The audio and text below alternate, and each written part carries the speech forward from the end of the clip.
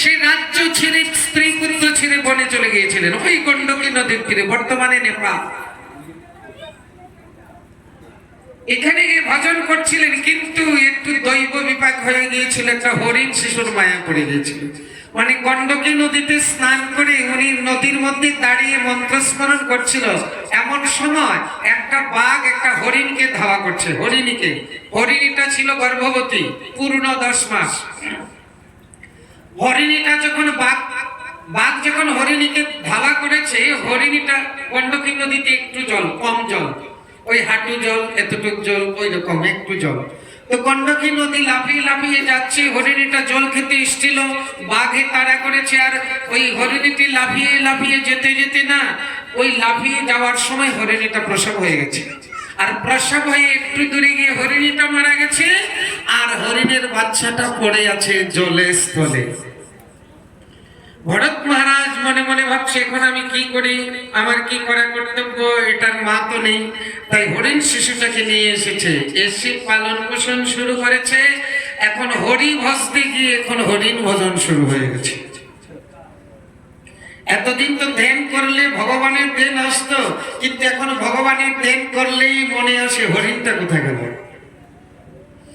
এইভাবে যতদিন যাচ্ছে হরিণের প্রতি আকর্ষণ বাড়ছে, এইভাবে হরিণের প্রতি আকর্ষণ বাড়তে বাড়তে হরিণের চিন্তা করতে করতে ভরত মহারাজ দেহত্যাগ করল, আর পরজন্মে হরিণ হয়ে জন্ম নিল। দেখুন, তাহলে ভরত মহারাজ যদি সাধন ভজন করার পরেও হরিণের চিন্তা করতে করতে হরিণকে পালন পোষণ করে হরিণ হয়ে জন্ম নিতে হয়, আজকাল যারা কুকুর প্রেমী তারা কি হবে? আগামী জন্মে কুকুর হওয়ার জন্য তৈরি হচ্ছে। আরো কথা বলে যায়, কুকুর যদিও কেউ পোষেন, ঘরে ঢুকাবেন না, বাইরে রেখে খাবার দেবেন। যার ঘরের ভিতরে কুকুর থাকে, শাস্ত্র বলছে যার ঘরে কুকুর থাকে তার ঘরের কোনো কিছু পিতৃপুরুষ এবং দেবতা গ্রহণ করে না। সাবধান করে দিচ্ছি, এইগুলা কীর্তন থেকে শিখতে হবে। হ্যাঁ, আজকাল কুকুরের ঘর আছে, কুকুরের পিছনে তো টাকা খরচ করে, কিন্তু ভগবানের সেবা নাই, ঠাকুর সেবা নাই। মানুষ তো আপনাদের বাড়িতে ঠাকুর ঘর আছে, তাই না? আছে তো? নাই তো আওয়াজ নাই কেন? আছে, এই তো আওয়াজ একটু বাড়ছে। কিছু প্রশ্ন করবো এখন, আপনারা আমার সাথে জবাব দিতে হবে। ঠাকুর ঘর তো আছে, সবার বাড়িতে ঠাকুর ঘর আছে। নিজের থাকার ঘরটা যেমন তার থেকে আরেকটু সুন্দর করে ঠাকুর ঘর বানাবো। আচ্ছা, এই মাঘ মাসের শীতে খাট পালং ছাড়া কেউ ঘুমান? খাট পালং ছাড়া কেউ ঘুমান? তো আপনাদের ঠাকুর ঘর তো আছে, কয়জনের ঠাকুর ঘরে ঠাকুরের জন্য খাট পালং আছে? 2-3 জনের ঘরে আছে। তাহলে দেখুন, এত লোকের মধ্যে 2-3 জনের ঘরে আছে, ওরা জানে যাদের ভক্তি আছে তাদের ঘরেই ঠাকুরের খাট পালং থাকে। আচ্ছা, এই মাঘ মাসের শীতে লেপ কম্বল ছাড়া কিছু আপনারা ঘুমাতে পারবেন? এক রাত যদি কাউকে লেপ কম্বল ছাড়া রাখা হয়, তার অবস্থা কি হবে? মেডিকেল। কি ব্যাপার?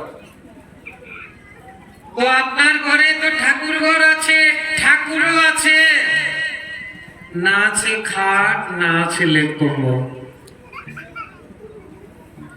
এর নাম ভক্তি।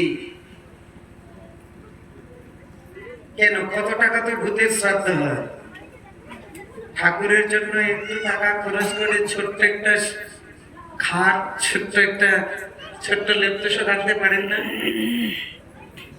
আমরা তো পূজার সময় নাতি নাতনি ছেলে মেয়ের জন্য কত কিছু কিনি, কিন্তু পুজোর সময় কয়জনে গিয়ে আগে ঠাকুরের জন্য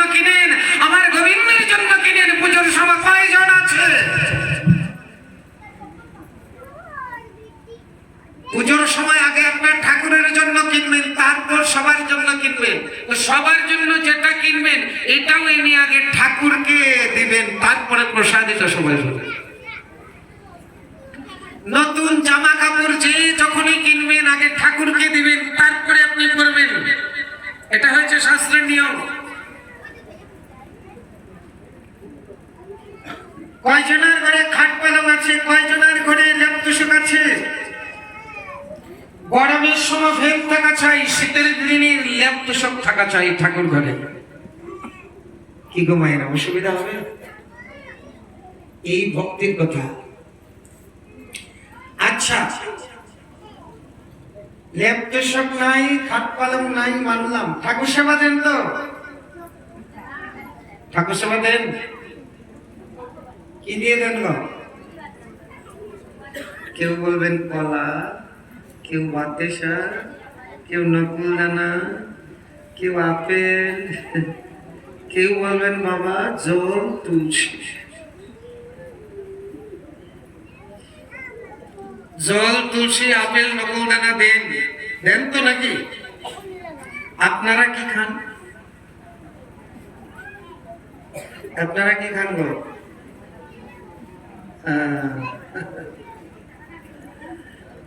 আপনাদেরকে যদি আমার বাড়িতে নিমন্ত্রণ করি আর নিমন্ত্রণ করে নিয়ে খাবার না দিয়ে শুধু প্রদীপ দিয়ে আরতি করি, কেমন লাগবে?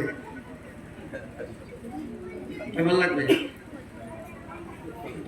আমরা ঠাকুরকে তো ধূপ ধুনা দিয়ে খুব আরতি করি প্রতিদিন, কয়েকবার সকাল বিকাল, কিন্তু খাবার বেলা নাই। আপনাকে যদি 2-4 দিন কেউ খালি আরতি করে আর খাবারটা না দেয়, কেমন লাগবে?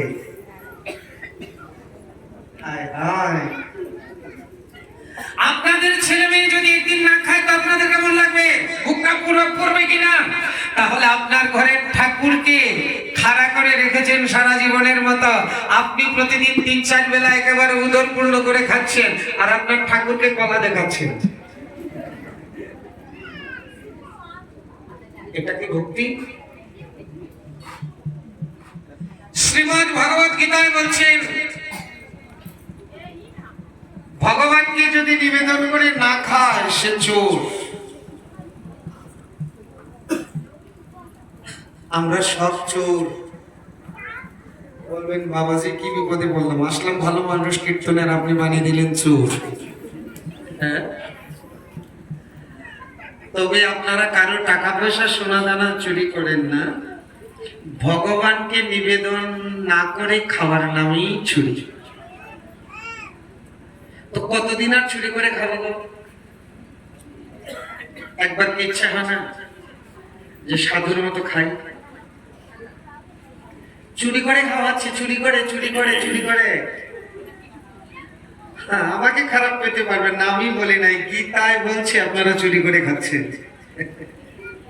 হ্যাঁ, গীতায় বলছে ভগবানকে নিবেদন না করে খেলে সেটা চুরি করে খাওয়া হয়। কমাই না। আপনারা তো খাওয়ার জন্য রান্না করেন, 2-3 বেলা করেন না, কেউ 2 বেলা, কেউ 3 বেলা করেন। তো এই রান্নাটা যদি একটু শুদ্ধভাবে রান্না করে, যেটা রান্না করলেন ভগবানকে নিয়ে ভোগ লাগিয়ে দিলেন, প্রসাদ পেলেন, তাহলে হয় না?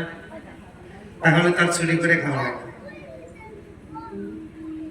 এর নাম ভক্তি, এর নাম ভক্তি। আপনি যা রান্না করবেন ভগবানকে নিবেদন করবেন, সবাই মিলে প্রসাদ পাবেন। যদি কারো হয়ে যায় তাহলে আপনি ভক্তি, আপনার ভক্তি হয়ে গেল। এখন একটা সমস্যা আসছে, বড় সমস্যা, পাহাড়ের মতো। বলবেন বাবাজি আমরা যা খাই তা কি আর ভগবানকে দেওয়া যায়? কত কিছু লম্বা বেটে। বলে ভগবানকে যা দেওয়া যায় না তো আপনাকে খাওয়ার অধিকার কে দিয়েছে? যেগুলো ভগবানের সেবায় লাগে না সেগুলো বাদ দিন, আর ভগবানকে যেগুলো দেওয়া যায় সেগুলো রান্না করে ভোগ লাগান, প্রসাদ পান। হয়তো আপনারা বলবেন বাবাজি আপনার কীর্তন তো ভালোই লাগে সত্যি, কিন্তু এখন যা বলছেন আমাদের মাথায় চক্কর দিচ্ছে, চক্কর দিচ্ছে। কীর্তন শুনতে ভালোই লাগে, কিন্তু যদি বলি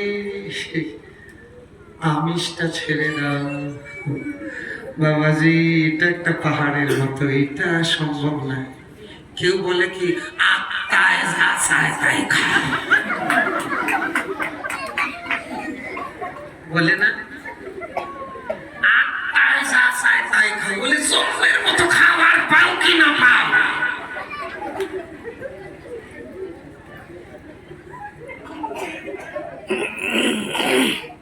এই কথাটা একেবারে অশাস্ত্রীয় কথা, কোন শাস্ত্রে লেখা নাই যে আত্মায় যা চায় তাই খাও। এই যারা বলে অশাস্ত্রীয় কথা। আচ্ছা, এই এতক্ষণ 2-3 ঘন্টা কীর্তন শুনে কিছু পাচ্ছেন তো? এটা হয়েছে আপনারা।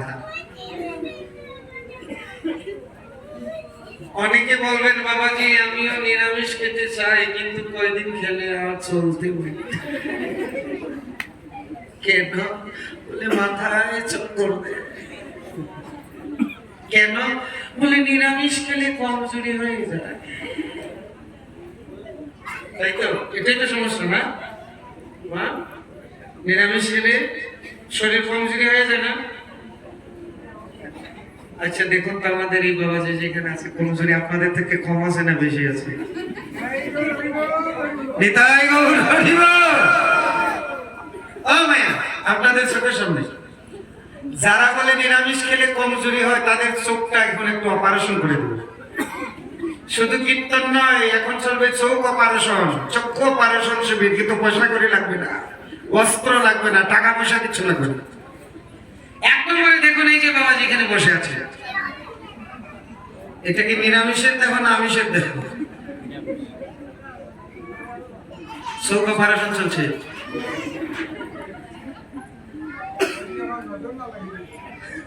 না না, নজর লাগবে না, তিলক করা আছে না, তিলক করা থাকলে নজর লাগে না। আচ্ছা, আপনাদের ঘরে বিড়াল আছে না? বিড়াল, বিড়ালে কি খায়? নিরামিষ খায়? নিরামিষ খায় না, কি খায়? সব খায়, এই তো। হাতি কি খায়? হাতি হাতি কি খায়? হাতি কলা গাছ। এটা আমিষ না নিরামিষ? হ্যাঁ, তো হাতির শক্তি বেশি না বিড়ালের শক্তি বেশি? বিড়ালের, হাতির শক্তি বেশি। এটা আমিষের শক্তি না নিরামিষ শক্তি? তো যারা বলে নিরামিষ খেলে কমজোরি হয়ে যায়, তোমাদের চোখটা একটু অপারেশন করে দিচ্ছি, চোখে আঙুল দিয়ে দেখে দিব। কারো গায়ে যদি বেশি শক্তি থাকে বলে না এটা যেমন হাতির শক্তি, বলে না। কারো স্বাস্থ্য যদি বেশি ভালো থাকে বলে এটা যেমন হাতির মতো রে ভাই দেখতে, বলে না। তো হাতির শক্তি কিসের শক্তি? আমিষের শক্তি? কিসের শক্তি? বাঘে কি খায়? বাঘ, বাঘে কি খায় বলতে লজ্জা করছে। কেউ কেউ বলবেন আজকে কি বিপদে পড়েছি রে ভাই, কীর্তনে এসে রে, সর্বনাশ। বাঘে কি খায়? মাংস, তাই তো। মাংস শব্দের অর্থ জানেন? মাংস শব্দের অর্থ শুনেন, মাংস, স মানে সে, মাং মানে আমাকে। মাংস শব্দের অর্থ হয়েছে, আমার দিকে তাকান একটু, সে আমাকে, মানে আমি আজকে যাকে একদিন সে আমাকে, রিজার্ভেশন কনফার্ম।